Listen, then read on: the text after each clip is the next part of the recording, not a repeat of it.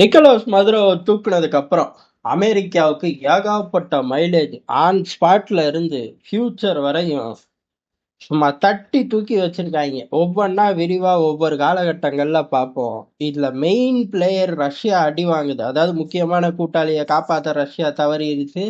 அதே போல அமெரிக்கா மாதிரி ஒரு அக்ரெசிவா உக்ரைனுக்குள்ள போக தவறிடுச்சு. இந்த மாதிரி பல விஷயங்கள் ஓடிக்கிட்டு இருந்தாலும் இதுல முக்கியமா தோத்து போறது யாரு அப்படின்னா சீன பையதான். மதுரோ கைது பெரிய அளவுல நமக்கு விருப்பம் இல்லை. அமெரிக்கா இந்த அளவு சாதிக்கிறதுல எவனுக்கும் விருப்பம் இல்லை. இது பூரா தனியா ஒரு பக்கமா ஓரமா இருந்துட்டு போகுது. இந்த இடத்துல சீனா வலுவா அடி வாங்கியிருக்கா. அப்படி வலுவா அடி வாங்கின சீனா ஒரு விஷயத்த யோசிச்சுக்கிட்டு இருக்கா. அதான் விரிவா பார்க்க போறோம். அந்த பையன் யோசிக்கிறது உனக்கு எப்படா தெரியும் அப்படின்னு கேட்க கூடாது. அந்த பையன் யோசிக்கிறது ஊர் உலகம் அம்புட்டு பேருக்கும் தெரியும். ஏன்னா அம்புட்டு கேவலமான பையன் கேவலமா அடி வாங்கியிருக்கான். எது வெனிசுலா விவகாரத்துல. வெனிசுலாவை பொறுத்தவரையும் வெனிசுலா ரஷ்ய உறவு அப்படிங்கிறத தாண்டி வெனிசுலா சீன உறவு அப்படிங்கிறது இருக்கு. காரணம் என்ன அப்படின்னா மொத அமெரிக்காவுக்கு எப்போ முட்டிக்கும் அப்படின்னா ஆட்டோமேட்டிக்கா அங்க உள்ள கச்சா எண்ணெய் வந்த உடனே அவன் கண்ட்ரோல் இல்லாட்டியே முட்டிக்கும். சார் இங்க கச்சா எண்ணெய் இருக்கு வந்து எடுத்துட்டு போங்க அப்படின்னு கூப்பிடாட்டியே அவன் அப்படியே முறைச்சு பார்த்துக்கிட்டு தான் நிற்பான். அப்படி முறைச்சு பார்த்துக்கிட்டு நின்னாலும் குடும்பம் ஓடும் அப்படிங்கிற மாதிரி மெல்ல ஓடிக்கிட்டு தான் இருக்கும். என்னைக்கு $1 நான் விற்க மாட்டேன்னு சொல்றாங்களோ அன்னையோட ஜோலி முடிஞ்சு. சதாம் ஹுசேனை பொறுத்தவரை 1000 பஞ்சாயத்துகள் இருந்துச்சு. என்னைக்கு அந்த மனுஷன் நான் யூரோவுக்கு விற்கிறேன் அப்படின்னானோ அன்னைக்கே அந்த ஆளோட ஜோலி முடிஞ்சு. சரி நம்முட்டு யூரோவை தானே அவன் பெருசா பேசுறான் அப்படின்னு யூரோ பயலுக ஒருத்தையும் கூட கை கொடுக்கல. Euro வெக்கங்கெட்ட euro. அமெரிக்கா பின்னாடி பூனைக்குட்டி மாதிரியே ஓடிக்கிட்டாங்க. அடுத்து கடாஃபி யூரோன்னா தானே வம்புக்கு வருவேன், நான் கோல்ட்ரா அப்படின்னாரு. கடைசியில அவரையும் வச்சு பூசிட்டாங்க. ஈயம்பித்தாளைக்கு பேர்ச்சம்பளம் அப்படிங்கிற மாதிரி லிபியா நிலைமை மாறி போச்சு. வெனிசுலாவை பொறுத்த வரைக்கும் சீன உறவு சீனா கிட்ட இருந்து பொருள் பண்டமாற்று முறை போ தங்கமும் இல்லை யூரோவும் கிடையாது அப்படின்னு ஆரம்பிச்சாங்க. இந்த இடத்துலதான் சீனா தன்னோட திருட்டு வேலையை ஆரம்பிச்சா. ஃபர்ஸ்ட் ஆரம்பிச்சது பண்டமாற்று முறை. அடுத்து சீனா கொண்டு வந்தது எங்க அப்படின்னா அவனுக்கு தெரிஞ்சது பிடிச்சது கடன்கிற விவகாரம். கடனுக்கான வட்டி அசல் இதை கொடுக்கிற விதத்துல கழிச்சுக்கலாம் ஆயில அப்படிங்கிற மாதிரி ஒரு தனக்கே தெரிஞ்ச திருட்டுத்தனத்தை பாலிஷா ஓட்டினா. இந்த பக்கம் பொருளாதாரத்தை அடிச்சு அமெரிக்கா சாச்சிச்சு. தெருவுக்கு வந்தாங்க. பண மதிப்பிழப்பு ஆச்சாக்கும் பூச்சாக்கும் அதல பாதாளத்துல பொருளாதாரம் போய் சேர்ந்துருச்சு. இதான் ஷார்ட்டா வெனிசுலாவோட சரிவு. இந்த இடத்துல டிஃபென்ஸ் ரீதியா ரஷ்யா வெனிசுலா உறவு சீனா வெனிசுலா உறவு தான். இந்த ரெண்டு பேரோட டிஃபென்ஸ் சிஸ்டம் தான் அங்க நிறைய இருக்கு. அப்படின்னாலும் சமீப காலம் இவன் தான் பெரிய அளவு இந்த கச்சா எண்ணெய் ட்ரேட் ரூட்டே சீனாவை தானே வச்சிருந்தான். அதனால சீனாவோட ஆயுதங்கள் அங்க ஜாஸ்தி. எந்த அளவுக்கு ஜாஸ்தி அப்படின்னா F-35 நாங்க கண்டுபிடிச்சிட்டோம், எங்களோட ஏர் டிஃபென்ஸ் சிஸ்டம் லாக் பண்ணிருச்சு அப்படின்னு சொல்லி பெருசா கொண்டாடினாங்க. ரொம்ப மாசம்லாம் இல்ல, 2025 அக்டோபர் செப்டம்பர் வாக்குல கொண்டாடிக்கிட்டு இருந்தாங்க. F-35 நாங்க பிடிச்சி போட்டோம், எங்கிட்ட ரேடார் பாத்துருச்சு அப்படின்னு. ஏலே உங்ககிட்ட ரேடார்ல வந்து அவன் காட்டிட்டு போயிருக்கான்டா மூஞ்சிய அப்படின்னு அந்த காலகட்டத்துல எல்லாரும் சொல்லிக்கிட்டு இருந்தாங்க. நம்ம மட்டும் பெருசா எடுத்துக்கல. காரணம் சீன சிஸ்டம் கண்டுபிடிச்சிருச்சு அப்படின்னாலே ஆச்சரியம். முதல்ல அந்த சிஸ்டம் அப்படின்னு சொல்றதே ஆச்சரியம். அதுபோக அது கண்டுபிடிச்சிருச்சுன்னு வேற சொல்லிட்டாங்க. இது என்னடா அண்ணன் அமெரிக்காவுக்கு வந்த சோதனை அப்படிங்கிற மாதிரி எல்லாரும் பேசாம இருந்துட்டோம். ஆனா அது கண்டுபிடிச்சிச்சுன்னாங்க. அவன் வந்து மூஞ்சியை காட்டினான்னு சேர்த்து சொல்லாம விட்டாங்க. காரணம் JY-27 சிஸ்டம் அன்னைக்கு நைட்டு மதுரை தட்டி தூக்கும் போது எங்கடா போச்சு அப்படின்னு கேட்டா அங்கேயே தான் சார் இருந்துச்சு. அங்கேயே 9 சிஸ்டம் இருந்துச்சுங்கிறாங்க. உண்மையாவா அப்படின்னு கேட்டா ஆமா 9 சிஸ்டம் இருந்துச்சு தலைநகரை சுத்தி அப்படின்ட்டாங்க.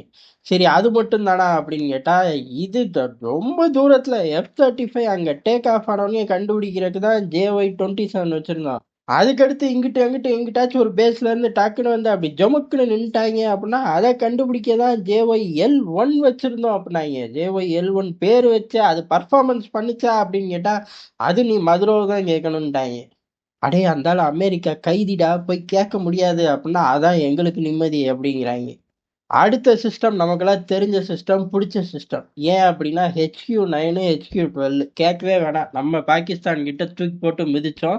அந்த சிஸ்டத்தை பைபாஸ் பண்ணி அந்த சிஸ்டத்தையே உடைச்சு போட்டு அம்புட்டு சேட்டையும் பிரம்மோஸை வச்சு நம்ம பண்ணோம். அந்த கர்மமும் அங்க இருந்துச்சு. ஏன்டா 150 போர் விமானங்கள் வந்துச்சே, ஒண்ண கூட ஏன்டா லாக் பண்ணல அப்படின்னு கேட்டா, உன்னையும் லாக் பண்ணதாக தான் தகவல் இல்லையே. அப்புறம் திரும்பி என்ட்டயே கேள்வி கேட்கிறேங்கிறாய்ங்க. அப்ப சைனீஸ் சிஸ்டத்த நம்புனனால தான் மதுரோவுக்கு இந்த நிலைமையாடா அப்படின்னு கேட்டா, நம்புனனால தான். சீனாவோட பேசாம யூரோ, கோல்டு அப்படின்னு போயிருந்தா கூட அமெரிக்கா கூடுதலான எஃபர்ட் போட்டிருக்கணும். எப்படி லிபியாக்குள்ள எஃபர்ட் போட்டுச்சோ, ஈராக்குள்ள எஃபர்ட் போட்டுச்சோ, அந்த மாதிரி ஏகபோக அரசியலை கொட்டி இருக்கணும். சீனா பின்னாடி போனனால ஒண்ணுமே பண்ண தேவையில்ல. கேங்ஸ்டரை தூக்குற மாதிரி பூந்து தூக்கிட்டு போயிட்டாங்க. இம்புட்டுக்கு காரணம் சீன ஆயுதம் அப்படின்னு இப்ப உலகம் பூரா பேசுது. இல்ல இல்ல சீன எதிர்ப்புல நீ தான் பேசுற அப்படின்னு நம்ம ஆட்கள்ல சில பேர் சொல்லக்கூடும். வரிசையா ஒரு 3 சிஸ்டம் பார்த்தோம்ல. இத காட்டிலும் ஏகப்பட்ட விஷயங்கள் இருந்துச்சு. அம்புட்டையும் பைபாஸ் பண்ணி தான் உள்ள வந்துட்டாங்க. சீன பொருட்கள் போன சந்தை உருப்படவே உருப்படாது. எப்படி அமெரிக்க ராணுவம் போன நாடு உருப்படாதோ, அதே மாதிரி சீன பொருட்கள் அளவில்லாம ஃப்ளட் ஆனாலும் உருப்படாது. அதுக்கு பதிலா நம்ம பணத்தை கொடுத்தாலும் சரி, உள்ளூர்ல உள்ள வளத்தை கொடுத்தாலும் சரி, உருப்பட போறதே கிடையாதுங்கிறதுக்கு வெனிசுலா நல்ல உதாரணம். இம்புட்டு நடந்துருச்சு. இந்நாள் தான் எல்லா நாட்டை காட்டிலும் சீனா குதிக்கிறான். ஏறக்குறைய 3 தாட்டி சொல்லிட்டான். மதுரோவே அவர் வைஃபை விடல, நடக்கிறதே வேற அப்படின்ட்டான். எப்ப? 3 தடவை சொல்லிட்டான். ஆக்ரோஷமா சொல்லிட்டான். ஆனா ஒரு பய கேட்க மாதிரி இல்ல. அமெரிக்கா பெரும்பாலும் அபிஷியலாவே சொல்லும், அன்அபிஷியலா சொல்லும். 2 சேனலையுமே அவனுங்க தொடவே இல்லை. இந்த செய்திக்கு நாங்க கமெண்டே பண்ண போறது இல்லைன்ட்டாங்க. சரி, அமெரிக்கால உள்ள ஏஜென்சிகள் ட்ரம்ப்பை வம்பளுக்கவாச்சும் 1000 கேள்வி கேட்பாங்க. அவனுங்க கூட சீனாவை பெருசா எடுத்துக்கல. டேய், எங்கூட்டு பஞ்சாயத்தை நாங்களே பாத்துக்கிறோம், உன்னைய வச்சு நான் ஏன்டா பார்க்கணுங்கிற மாதிரி இந்த கேள்வியை ஏஜென்சிகள் தூக்கி அமெரிக்க அதிபர் முன்னாடி போடவே கிடையாது. இவ்வளோ தூரம் அசிங்கப்பட்டு சீனா நிக்கும்போது, சீனா புத்தியில ஒரு ஐடியா ஓடுது. சீன பெரும்பாலும் இதை நோக்கி போறாங்க அப்படின்னு சொல்லி பல ஏஜென்சிகள் ரிப்போர்ட் பண்றார்கள். பல பிளாகும் பார்க்க முடியுது. என்னதான் அப்படி செய்ய போறான்? அவனோட அம்புட்டு சிஸ்டம் தான் தோத்து போய் நிக்குதே அப்படின்னு கேட்டா, எப்படி மதுரோவை ஒரு போதைப் பொருள் ஆசாமியா அறிவிச்சு அவன் நாட்டுக்குள்ள புகுந்து தூக்கிட்டு வந்தார்களோ, அதே போல தைவான்ல ஒரு முத்திரையை குத்தி தைவானுக்குள்ள போய் மிகப்பெரிய ஆட்கள் அங்க உள்ள தலைமைகளை உள்ள பிரசிடென்ட், பிரைம் மினிஸ்டர், முக்கியமான ராணுவ தளபதி இவனுங்களெல்லாம் நம்ம தூக்கிட்டு வந்துட்டா, ரொம்ப பக்கத்துல தானே இருக்காங்க, ஊர் ஒண்ணு கூடுறதுக்குள்ள நம்ம தூக்கிட்டு வந்துருவோமே அப்படின்னு ஒரு திட்டம் போடுறாருங்களாமா. திட்டம் என்னமோ ஓகே தான். ஏன் அப்படின்னா, பெரும்பாலும் ஒரு விஷயத்த பார்த்த உடனே காப்பி அடிக்கணும் அப்படின்னு சீனாவுக்கு தோணும். அதை அவன் அடக்கவே முடியாது. அவன் ரத்தத்திலே ஊர்னது. ஆனா அந்த இடத்துலயே ஒரு பிரச்சனை வந்துரும். அவன் காப்பி அடிக்க முடியுமே ஒழிய, ஒரிஜினல் கிட்ட கூட போக முடியாது. ஒரிஜினல் இருக்கக்கூடிய திசைய கூட பார்க்க முடியாது. அந்த அளவுக்கு தான் அவனோட காப்பி கேட் திறமை இருக்கு. அப்படி இருக்கும்போது இந்த பிளான அப்படியே எக்ஸிக்யூட் பண்ணி கிழிச்சுப்புடுவாரோ அப்படின்னு கேட்டோம்னா, 1000 தான் சொன்னாலும் அன்னை அமெரிக்கா மாதிரிலாம் கிழிச்சுப்புட முடியாது.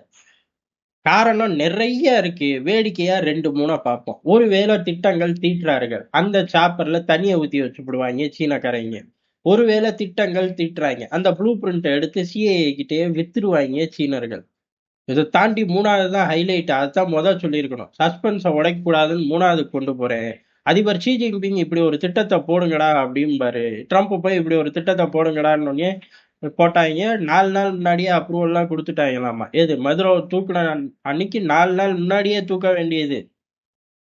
பாருங்க, கிளைமேட் ஒத்து வரலையாமா. கிளைமேட் ஒத்து வரலைங்கிறனால சீனாவோட ஆட்களை பார்த்துட்டு அன்னைக்கு நைட்டு கிளைமேட் ஒத்து வந்துருச்சு. இயற்கை கூட அன்னை அமெரிக்கா பின்னாடி நிக்குதுன்னு வாசிக்கலாம். உண்மை பொய்ன்னு எனக்கு தெரியாது.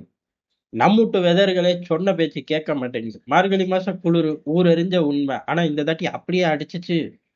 அப்ப அங்குட்டு உள்ள கிளைமேட் யாருக்கு தெரியும்? அந்த மாதிரி 4 நாள் முன்னாடியே உத்தரவு கொடுத்து வெதர் மோசமா இருக்கு, 4 நாள் கழிச்சு கச்சிதமா முடிச்சுட்டு போயிட்டாங்க. நல்ல பிள்ளைகளுக்கு அழகு. ஆனா சீன ஆட்கள் என்ன சொல்லுவாங்க? 4 நாள் கழிச்சு வரும்போது அதே டேபிள்ல தான் உட்காந்துருப்பாங்க. என்னடா அப்படின்னு கேட்டா, பிளான் இன்னும் முடியலம்பாங்க. 40 நாள் கழிச்சு வந்தாலும் பிளான் முடியலைன்னு தான் சொல்ல போறாங்க. அதிபர் ஷி ஜின்பிங்க்கு உத்தரவிடக்கூடிய அந்த தகுதியே கிடையாது.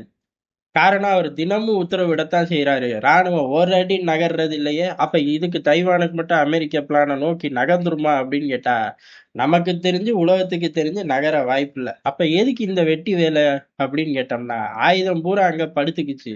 ஊரு பூரா காரி துப்புவாங்க. இதை மறைக்க தைவானை நோக்கி சீனா இதே மாதிரி போகுதுன்னு கிளப்பி விடு அப்படின்னா, சீனா போதா? சீச்சி போக முடியாது. அப்பனுக்கு அதெல்லாம் தகுதி இல்லைன்னு எல்லா ஆயுத போக்கஸை விட்டுட்டு இந்த பக்கம் பார்ப்பாங்க. இதுக்கு நடுவுல மதுரை விடு அப்படின்னு 4வது தடவையா ஸ்டேட்மெண்ட் வரும். 6வது தடவையா வந்தாலும் வேலையாகாது தம்பி.